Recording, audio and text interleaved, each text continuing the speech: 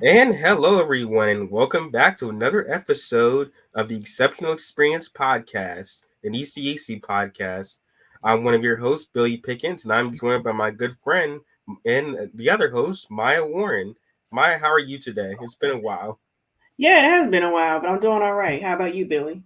Oh, I can't complain. Just been busy and up and about. So glad to be back with you and glad to be doing another episode. But today we're going to be talking about integration versus immersion, and I'm going to let Maya start because she before we went on uh, camera, she had a really good explanation, really good uh, thought about this. So Maya, you want to start us off? Yeah, and I'm gonna. I like definitions, so I'm gonna pull up the Yeah, definition for we got integration. some big words today. Yeah, But so integration, for those who may not be aware, is the act or process of integrating, or bringing people of specific different racial or ethnic groups into unrestricted equal association as a society or an organization. Um, and of course we can include that in the context of disability, but immersion is to me a better word, right? And one of the definitions for it is a method of teaching foreign language by the exclusive use of that language, usually at a school that has a specialty, right? There's another definition: deep mental involvement. um, so not just this idea of, in many cases, integration, especially when we think of ethnicities or race or culture, it's putting people in the same room, right? But you can see this in a public school setting, right? You go in the lunchroom, and even though you have a school full of maybe people from different walks of life, backgrounds, more often than not, cliques do form. It's just human nature. Cliques do form. So you might have all the African American students might be sitting at one table. All of the students of European descent might sit at another table. Like, we find ways to homogenize or group ourselves together. Um, but I like immersion, which really leads to inclusion, because it's not just a bunch of people in one room, it's people engaging with each other, and not just from the point of, let me tell you about me, let me tell you all the things that I have going on. It's like you get to learn, it's a reciprocal environment. And I think in too many spaces, we've become comfortable with just putting people in a seat or giving people a seat at the table, but not giving them a microphone. um, we put people in a room, to be quote unquote integrated in the classroom, especially students, but they're not engaged in that setting. So I like the idea of immersion or inclusion, if you will, because it puts you in the position to, like, give as well as take. So take in knowledge as well as provide knowledge. And you get to do life or do studies with people, um, whether you're in the same grade or just from an intergenerational dynamic as well, right? So I think in many ways, we should not set ourselves up for such a short bar just because disability is involved. I think people with disabilities and people who don't have disabilities can learn something from each other. It doesn't have to be this divide or this division. It can be an opportunity for people to, one, find common ground and, the commonality of being humans, but then learning the different distinctions that make us who we uniquely are, and that doesn't take away from either party. yeah, and honestly, listen to you say that. I think back to a lot of the friendships I had. Because I went to public school. I completely. I almost went to the school with the blind. I was struggling with public school at one point, but I actually fought to stay in public school because I built so many friendships there, uh, with both people with disabilities and others without disabilities, or at least not visible ones. Um, and honestly, like, disability was a conversation. I did speak openly about you know what I was navigating and whatnot, but a lot of times it was only that it was only a part of the conversation, because I felt like there was so much relatability between myself and the other students that were there at my school. And it wasn't just about, it was, whether it be sports, whether it be we were all into music, whether it be we were all into a certain trend that was happening. And so that uh, really showed that we had common ground beyond what I was navigating versus what they were navigating. And we all kind of came together. And so I think that naturally. Go ahead. Oh, sorry, that wasn't anything. I ran into my desk. No, you're good. I think that naturally, can happen when. I mean, yes, it's okay that that's a part of the conversation, but it's also important to learn about each other as humans. And I was in a meeting yesterday. One thing I was saying was that even as blind people, we're not a monolith. We're not. We're so different in so many ways depending on who you talk to. There's some blind people, like my cousin was big into being in the school for the blind. He actually preferred that. My other cousin wanted to go to public school. He preferred that. And I prefer to go to public school. And there's no right or wrong answer to, what your needs are. But the important thing is that you are able to look past that, and also, as Maya was saying, immerse yourself in the culture in a bigger way. Yeah, and I think another element of this conversation is, you kind of hinted at it, right? Disability is a distinction. It does kind of make you stand out involuntarily in some cases, especially if you have, mobility aids or assistive technology. But it's not the only distinction, right? So, Right. on top of maybe navigating disability, that's like I am a Christian, I am a music artist, I am a philanthropreneur, like I love playing my Nintendo Switch. There are other things that distinguish me from my peers. And even you can find that even in, if we take disability or school setting, in a group that you would feel like you should be able to relate, sometimes you don't, and that's okay, but it has more to do with you just being different. um and I think oftentimes we feel pressure to remove ourselves because of those differences, when actually you being who you are in those spaces like enhances that environment. You have something that you can bring that nobody else does. And I think if we taught young people from that perspective, there would be a lot more, I guess, health, or there'd be a healthier perspective of navigating life, not just with a disability, but just being different in general, right? Because Hmm. no two people are the same. No two people with the same condition approach it the same way. You can give two people with the same chronic illness or invisible disability the same modalities, and not everything will work, right? And so a lot of the frustration I especially felt coming up was because I just didn't understand that, even though being visually impaired and having no pigmentation in my eyes, hair, and skin, those were prominent distinctions that I had. They weren't the only distinctions. And Right. the fact that everybody is complex, I think that would have helped me kind of grasp what was going to come ahead, especially as far as how I saw myself, right?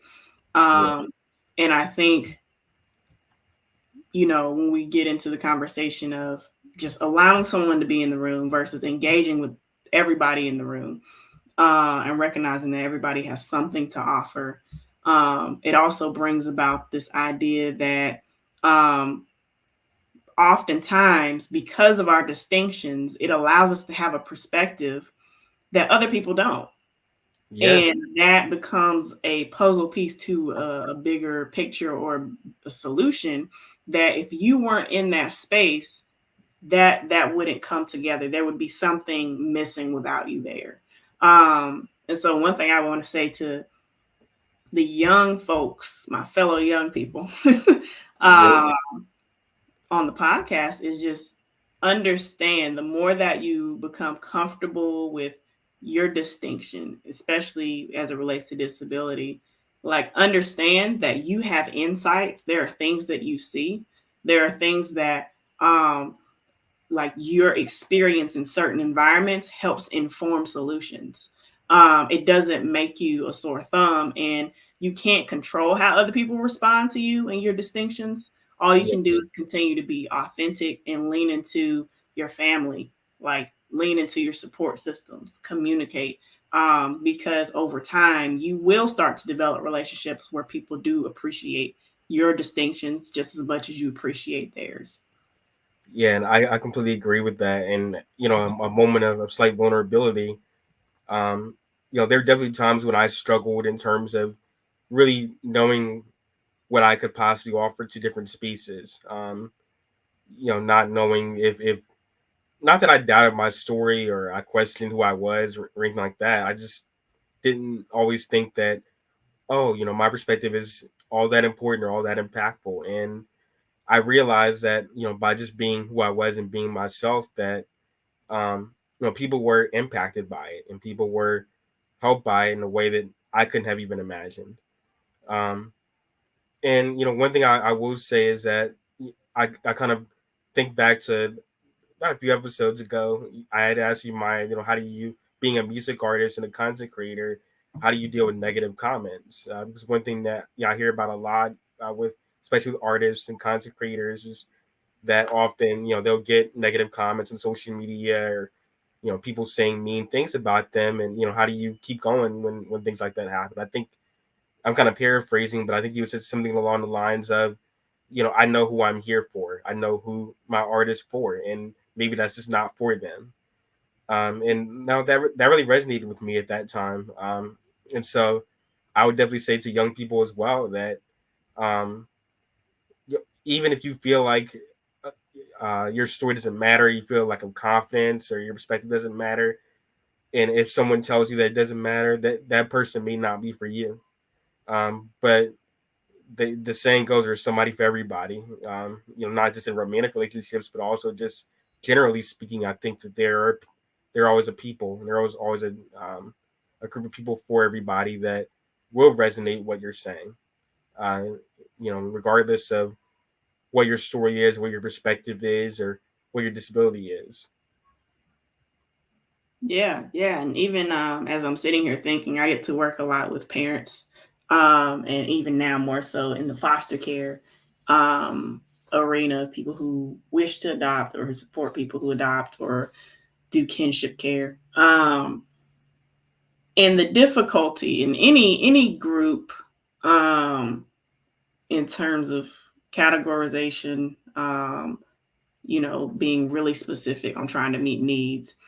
The challenge is, how do we communicate, um, one, that there is an awareness of the need for community, but then how do you foster community, particularly as a caregiver or a parent or a guardian, um, even when you've been burned. And I was talking to another parent um, in a different state, and she was going on about some of the things she's navigated in trying to be a parent of a child with a certain, condition, and how she's been burned.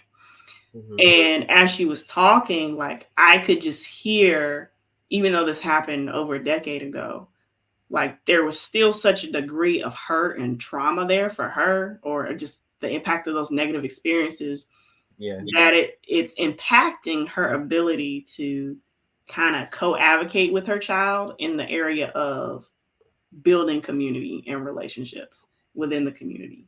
And one thing I was talking to her about is like, I get it, negative experiences, they do have an impact. Like we have as humans a negativity bias. We're going to remember the most negative experiences that have happened to us or someone else.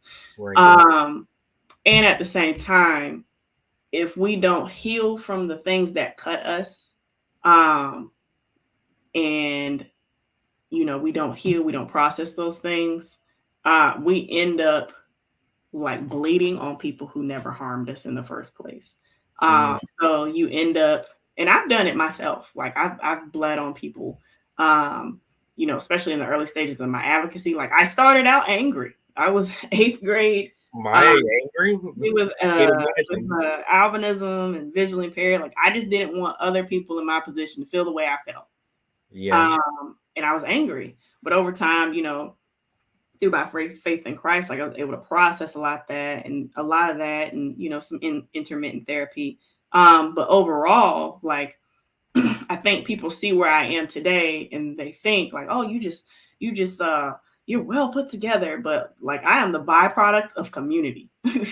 Yeah, yeah, I am the byproduct of the goodness of God. I am the byproduct of you know, relationship, mentorship. Um, like in none of the words I just said does it give you the inclination that I did anything on my own. Because that would be a lie. Nobody does everything on their own. no, And when you've been burned, it can harm the potential for mentorships and relationships and communities to flourish, right? And there's yeah, a difference between like acknowledging pain and turning that frustration, that anger into creating solutions versus allowing that to stop you from engaging. And so I would say to parents and professionals, like just be aware when you're still like a lot of your reactions to when people don't jump on accommodating your child, a lot of your reactions to when people are willing to accommodate your child but they don't do it the way they should have done it. Those are valid reasons to be frustrated. um, is your reaction fruitful, uh, in that it leads to a solution for the betterment of your child or the children you're serving or the young people you're serving? Or is it a reaction that just makes you feel good temporarily and it leads to no solution? Because it really matters. And at the end of the day, we all have to keep in mind, like, what is the goal? Because it's very easy to get knocked down and stay down. It's a lot harder to get back up, and admit that we were hurt, and then communicate, build community, lean on our support systems to continue to fight on, or to get to a place where you're not fighting, you're no longer surviving, you're thriving, right? It takes work. So my encouragement to professionals and other adults who work with young people is just be aware when your reactions are from previous cuts that you've endured, and that's something you need to process as well, because I want community for parents um, who feel alone, right? So another part of this conversation, especially when you're dealing with young people under the age of 18, is parents and caregivers and professionals. They need community too, because they get weary, they feel like they're in this alone, which is why I think ECAC is so impactful, because it, most of the employees are parents who yeah, get it, who've been where a lot of these parents have been. So I think just be mindful of that. And it could be an opportunity for you to not necessarily trauma bond, but just lean on community and support that is there. yeah, yeah. And I love that you said that, and I love that you especially emphasize that we're all looking for a community. We're all looking for somebody to understand us and understand our perspective. And I always try to. I mean, I definitely have had moments where I was just angry and I went and take it out on other people and whatnot. But one thing I always try to live by, especially lately, is that people don't know what they don't know. They only know what might be in their head or might be of their understanding.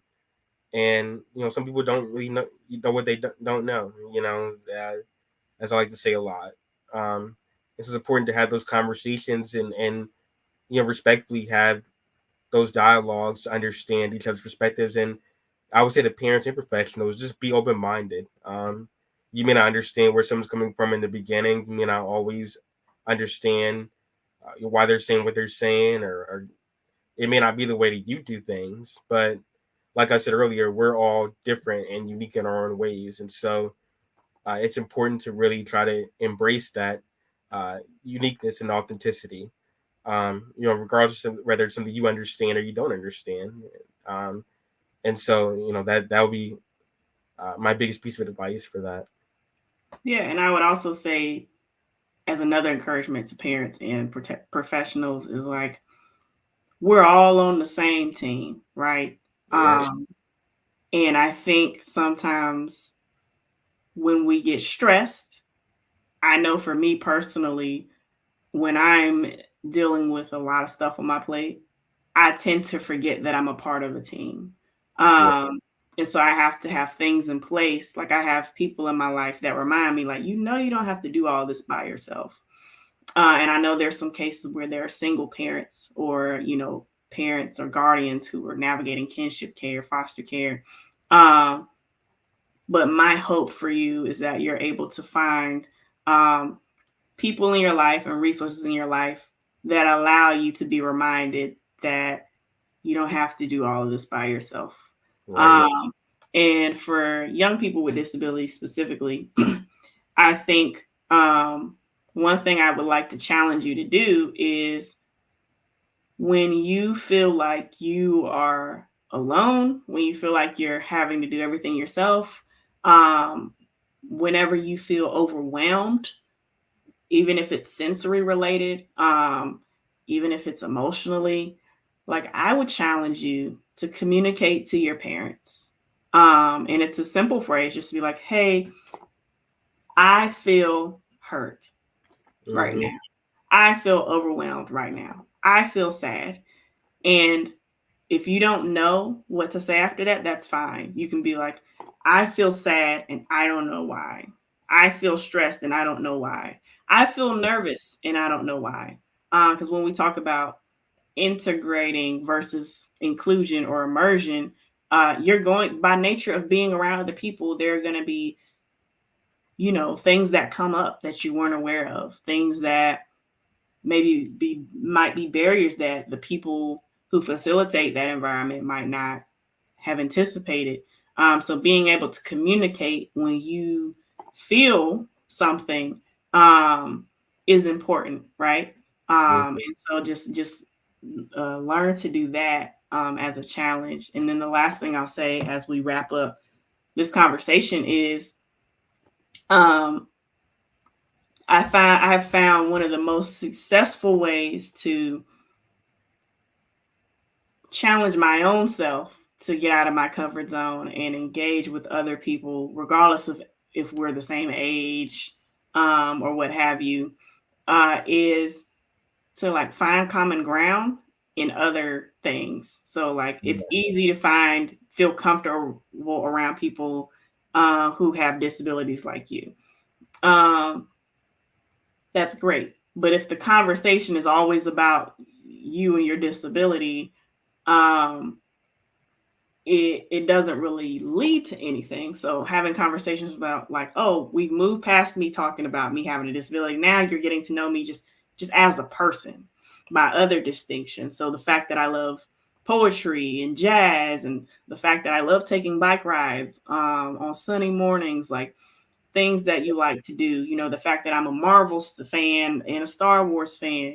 Who's Yeah. my favorite characters. Like to have conversations, things I want to do one day. Like I want to travel to Italy at some point in my life. So being able to have common ground in more than just the disability aspect, um, I think it's one of the most successful things I've experienced, right? Yeah. And disability does, or my distinctions from a physical perspective, do come up every now and again when I need to advocate for myself. I was at a conference for Christian creatives um, last month, I think it was, in Winston-Salem, and I brought my cane. I usually bring my white cane to get a sense of the area, and then depending on how long I'm there, I've got it down. Um, so I was there the first night, and the room where the event was being held was kind of dark, so I could barely see anything. Yeah. Before getting into the room, two people I had met from another conference, I was like, "Hey, do you mind just kind of mapping out where the bathroom is and mapping out where the entrance is?" And they're like, "Oh yeah." So they told me where it was, and I was like, "Okay, so you're gonna do," and they kind of gave me some like general landmarks because I explained I'm visually impaired. So if you say over there, everywhere is over there to me when you're visually impaired. Um, and the next day, one of those people came and sat in the front row with me because I like to sit in the front. Mm-hmm. um, and she was like, "Hey, like God just put you on my heart. I want to give you my number because if there's anything you need, like I don't want to assume what you need, but you tell me, and I'm willing to help." And it just moved me because one, the guy will put me on her heart, but also the fact that she was like, "I don't want to assume, but here's my number. I'm Yeah. available." And that meant a lot to me. So we ended up spending most of that day together, getting lunch. And we talked about everything from our love of reading to um, her life as a wife and a mother, to, me being an artist. And there were pockets of where maybe how I see the world as someone who has a vision impairment came up, or maybe how I function as someone with multiple chronic conditions comes up. But it wasn't the primary thing we Great were contribution. connecting on. Yeah. No, that's so true, and I completely agree with that. Everything you said there, and even going back to what you were saying before we wrap up, really wrap up, um, what you were saying about people that might feel hurt or people that might feel alone, especially young people know that you're not alone, and it kind of reminds me of our conversation last podcast. I think it was last podcast. We talked about finding finding activities and things that bring you joy. I was talking about Star Wars, or going to a Christian conference, or and different things that bring me joy, like traveling and going to different places and having different experiences, and so find things that bring you joy, but also bring you community, like Maya was saying, and finding people that are like minded. And like I said, I'm sure someone, even if there's 10 people that ignore you, one person will pay attention, like Maya said. The lady coming up to her and speaking to her, and having a conversation with her. There will be one, at least one person that's open to having that conversation with you, open to being there for you beyond just your disability, and getting to know you as a person and what your needs might be in life. So that'd be my advice. Yeah, well, Billy, if you'll land the plane for us. Yeah, it's been a great flight, great episode, and thank you all for listening. Thank you ECAC for continuing to allow us to do this show. You can reach out to them and get resources, as Maya was saying. Everyone is a parent of a child, with a disability, so they have firsthand experience with a lot of these experiences, and they're great people to talk to. And with that being said, uh, we will conclude this episode. So remember to glow and shine. And from all of us at ECAC, we will see you next time.